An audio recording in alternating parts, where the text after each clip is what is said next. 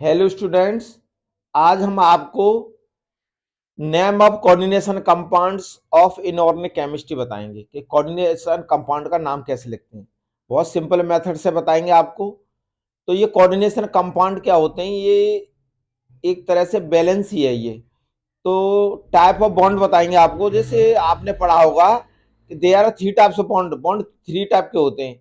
एक ionic bond होता है, एक कोऑर्डिनेशन, एक कोवलेंट बॉन्ड होता है, एक कोऑर्डिनेशन बॉन्ड होता है। तो कोऑर्डिनेशन जिनमें बॉन्ड होता है वही कंपाउंड जो होते हैं कोऑर्डिनेशन कंपाउंड होते हैं। Those compound which have coordinate bond are called coordination compounds.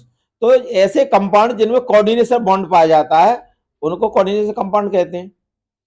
अब आगे हम ये बताएंगे कोऑर्डिनेशन कंपाउंड की स्टडी की आवश्यकता क्यों हुई।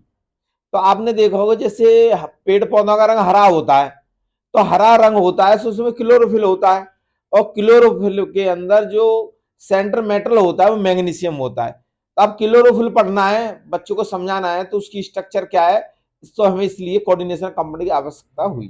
फिर देखिए, जब हमारी बॉडी में कट लग जाता है तो वहां से ब्लड निकलता है, और ब्लड जो होता है खून, वो लाल रंग का होता है।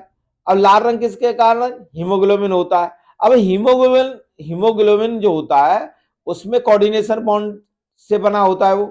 तो सेंट्रल मेटल जो होता है उसमें आयरन होता है। इसी तरह विटामिन बी 12, तो विटामिन बी 12 होती है, उसमें भी सेंट्रल एटम जो होता है वो कोबाल्ट होता है। तो कोऑर्डिनेशन कंपाउंड का पढ़ना हमारे दैनिक जीवन में बहुत जरूरी है।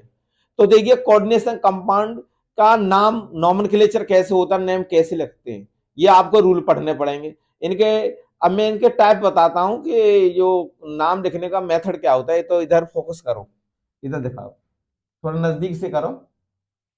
तो देखिए कंपनी, ये स्क्वायर ब्रैकेट दिखाई दे रहा होगा आपको, स्मॉल ब्रैकेट है, और ये स्क्वायर इसके ब्रैकेट से बाहर है। तो मैं आपको ये बताऊंगा काफी नजदीक। ये देखिए, ये लाइन देखिए, ये कंपाउंड जो स्क्वायर ब्रैकेट है जिसे बड़ा ब्रैकेट कहते हैं, बिग ब्रैकेट, ये। तो ये जो है इसका नाम है कोऑर्डिनेशन स्फीयर। क्या नाम है? कोऑर्डिनेशन। इधर दिखाओ, कोऑर्डिनेशन स्फीयर। तो आपको ये पता होना चाहिए कि जो ब्रैकेट है, ये लार्ज ब्रैकेट कहते हैं, कोऑर्डिनेशन स्फीयर है। और ये कोऑर्डिनेशन स्फीयर से जो चीज बाहर होगी, चाहे आगे हो या पीछे हो, ये वाला, ये पार्ट जो है, इस पार्ट को कहेंगे आयनाइजेशन स्फीयर। Ionization sphere. तो आपको ये जानकारी होनी चाहिए, कोऑर्डिनेशन कंपाउंड में दो पार्ट हो जाते हैं। कोऑर्डिनेशन स्फीयर जो ब्रैकेट के अंदर होगा, ब्रैकेट से बाहर होगा, ये इधर भी हो सकता है और ये इधर भी हो सकता है। तो आयनाइजेशन स्फीयर, इधर नॉन मेटल होगा, इधर मेटल्स होंगे, वो आगे बताया जाएगा। अब क्या है, ये कोऑर्डिनेशन स्फीयर है, इसके भी पार्ट होते हैं। तो देखिए, ये जो दिखाई दे रहा है आपको, ये वाला Ni, ये है सेंट्रल मेटल। क्या है? Central metal. इसे सेंट्रल मेटल कहेंगे या फिर सेंट्रल आयन। Central ion. तो ये आयन भी हो सकता है, मेटल भी हो सकता है। अब देखिए, ये स्मॉल ब्रैकेट के अंदर देखिए NH3 लिखा हुआ है, इसे कहते हैं लिगेंड्स। लिगेंड्स, लिगेंड कहेंगे। तो टाइप्स ऑफ लिगेंड, ये अनेक प्रकार के लिगेंड्स होते हैं। तो इसकी स्टडी हम डिटेल में बाद में बताएंगे आपको कि लिगेंड क्या होते हैं। जिन पर लॉन पेयर होता है वो लिगेंड्स होते हैं, बात समझना बस। लेकिन इसके टाइप्स होते हैं कैसे, वो डिटेल बताई जाएगी। और ये नंबर दिखाई दे रहा है, ये वाला, ये इसका नाम है कोऑर्डिनेशन नंबर। यहां लिख देंगे कोऑर्डिनेशन, कोऑर्डिनेशन नंबर। तो आपको यह समझना है कि जो कोऑर्डिनेशन स्फीयर है उसके तीन टाइप हो गए। एक सेंट्रल मेटल होगा, दूसरा लिगेंड्स होगा, तीसरा कोऑर्डिनेशन नंबर होगा। तो ये आपको इतनी जानकारी होनी चाहिए कोऑर्डिनेशन नंबर की कि जब आप पूरा पढ़ सकते हैं। अब मैं इसको आपको, इसके इतनी जानकारी है तो आप इसका नाम लिख सकते हैं। और इससे अधिक जानकारी के लिए मैं आपको फिर बताऊंगा इसका जो सेंट्रल एटम है इसका ऑक्सीडेशन नंबर कैसे निकालते हैं। तो देखिए अच्छी तरह से नोट कर लेना, इसे हम डिलीट कर देते हैं अब। तो देखो इसको नाम कैसे लिखेंगे ये समझो, नाम लिखने का मेथड बता रहा हूं आपको।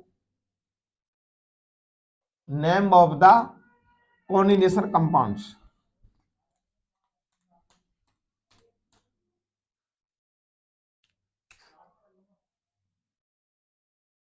Cl। तो हम क्या करेंगे, इसका आयनाइजेशन करेंगे। निकेल, इधर फोकस कर देना, NH3 होल 6, और ये Cl2 जो है आयनाइजेशन होगा तो ट्वाइस Cl हो जाए माइनस, तो ये Cl माइनस का और 2 आगे लग गया Cl2 तो ट्वाइस होगा, आयनाइजेशन हो गया, और ये 2 माइनस हो गया तो यह +2 आ जाएगा। तो आयनाइजेशन कर देंगे इसका सबसे पहले, जब आयनाइजेशन होगा तो 2Cl हो जाएगा, -2 तो +2 और -2 तो 0 हो गया। अब क्या करेंगे, यहाँ निकेल लिख देंगे Ni, यहाँ पर लिगेंड्स कोऑर्डिनेशन नंबर ये, फिर NH3 लिख देंगे, लिगेंड्स का नाम लिख देंगे, और फिर इक्वल टू लगा देंगे, ये +2 चार्ज है तो यहाँ +2 लिख देंगे, यहाँ चार्ज +2 है तो +2, +3 है +3, +4 है +4 लिख देंगे, और -1 है तो -1, -2 है तो -2 लिख देंगे, और कुछ नहीं है तो कुछ नहीं लिखेंगे, 0 लिख देंगे। तो +2 है तो हमने +2 लिख दिया। अब देखिए इसको जो कोऑर्डिनेट सेंट्रल एटम है उसका हम निकालते हैं ऑक्सीडेशन नंबर, यहां लिख देता हूं मैं ऑक्सीडेशन नंबर, ऑक्सीडेशन नंबर। तो मैं सबसे पहले ये बता दूंगा ऑक्सीडेशन नंबर कैसे निकालते हैं। तो देखिए Ni का x मान लेंगे इसे 6, NH3 जो लिगेंड होते हैं वो नेगेटिव, पॉजिटिव और न्यूट्रल 3 टाइप के लिगेंड्स होते हैं, उनकी स्टडी हम बाद में बता देंगे आपको। तो ये NH3 है, ये इस पर चार्ज 0 होता है तो ये 0 न्यूट्रल लिगेंड है तो 0 लिख देंगे यहाँ, और +2 लिख देंगे। तो x 6 का मतलब 0 करेंगे तो 0, तो +2, तो x = +2, और इसका ऑक्सीडेशन नंबर आ गया +2। तो ये इस तरह से हम ऑक्सीडेशन नंबर निकाल लेते हैं। तो मैंने आपको ऑक्सीडेशन नंबर निकालना भी बता दिया, इस तरह से बहुत सिंपल मेथड है ये। अब मैं आपको बताऊंगा इसका नाम कैसे लिखेंगे। तो देखिए हम इसे डिलीट कर देते हैं, इतना काम आप रफ पे कर सकते हैं, और जब प्रैक्टिस हो जाएगी तो कुछ परेशानी नहीं आएगी। तो देखिए सबसे पहले हम इसमें नाम लिखेंगे कोऑर्डिनेशन नंबर का, ये 6 लिखा है तो लिख देंगे, इसे लिख देंगे हेक्सा, डाई ट्राई टेट्रा पेंटा हेक्सा, 6 होता है हेक्सा, हेक्सा माने 6 हेक्सा।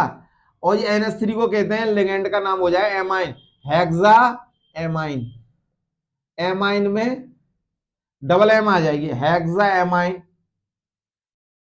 और ये निकेल, निकेल। तो सबसे पहले हम कोऑर्डिनेशन नंबर लिखेंगे, जैसे 6 है तो हेक्सा, 5 है तो पेंटा, 4 है तो टेट्रा, 3 है तो ट्राई, 2 है तो डाई। और यहाँ पर ये इसके बाद हम लिगेंड का नाम लिखेंगे, और इसके बाद सेंटर एटम निकेल का, तो यहाँ लिख देंगे निकेल। और ऑक्सीडेशन नंबर हमने निकाली थी इसकी सेकंड, तो रोमन कांटिंग में लिखी जाएगी हमेशा ये, यहाँ पर जो नाम लिखा जाएगा ये oxidation number 1st 2nd 3rd 4th 5th 6th वो लिखी जाएगी उसमें रोमन कांटिंग में। तो हेक्सा एमाइन, निकेल, सेकंड, और क्लोराइड, क्लोराइड।